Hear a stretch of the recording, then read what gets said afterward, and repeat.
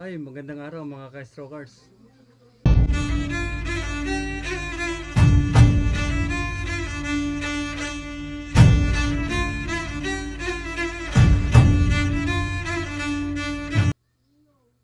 Hi guys, ako pala si Jimmy Trabado, 49 years old.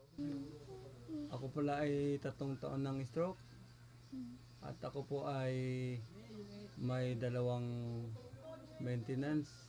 Ito ay Losartan tsaka Amdolipine. Ang aking pong morning routine ay mag-jogging at mag-exercise sa umaga kasama ang aking mga ka-strokers.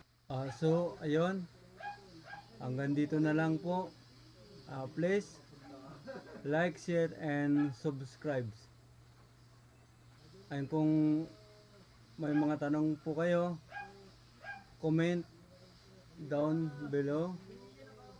Hanggang sa susunod na vlog, mga ka-strokers.